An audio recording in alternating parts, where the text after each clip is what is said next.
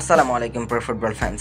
দর্শক, আপনারা সকলে জানেন নেইমার জুনিয়র আরও একটা ইনজুরি পিক করেছে। তো নেইমার জুনিয়র কিন্তু আগামী 40 দিনের জন্য মাঠের বাইরে ছিটিয়ে গিয়েছেন এবং ব্রাজিল ইনসাইডের মতে নেইমার জুনিয়র আগামী জুন মাসে যে ব্রাজিল দুটি বিশ্বকাপ বাছাই পর্বের ম্যাচ খেলবে সেই বিশ্বকাপ বাছাই পর্বের ম্যাচেও কিন্তু নেইমার জুনিয়রের ফেরার সম্ভাবনা একেবারে কম।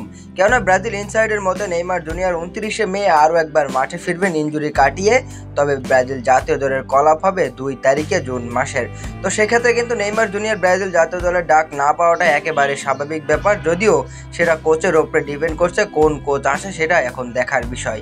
যদিও বর্তমানে ব্রাজিলের এখন কোনো কোচ নেই, সেক্ষেত্রে কিন্তু নেইমার জুনিয়র কোন কোচ আসবে এবং কোন কোচ এসে নেইমার জুনিয়রকে ডাক দেবেন কিনা ইনজুরি থেকে ফেরা নেইমারকে ব্রাজিল জাতীয় দলে, সেটা এখন দেখার বিষয়। তবে ব্রাজিলের বিভিন্ন সূত্র অনুযায়ী জানা গেছে যে নেইমার জুনিয়র জুন মাসের বিরতিতেও ব্রাজিলের ওই হলুদ জার্সিতে মাঠে নামতে পারবেন না।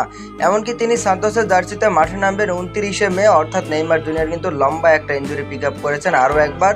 নেইমার জুনিয়রের এই ইনজুরি নেইমার জুনিয়রের ক্যারিয়ারটাই রীতিমতো ধ্বংস করে দিল। 2-1 দিন মাঠে ফুটবল খেলে যদি 40 দিন মাঠের বাইরেই থাকতে হয়, তাহলে ওটা কি কখনো ফুটবল ক্যারিয়ার বলে না।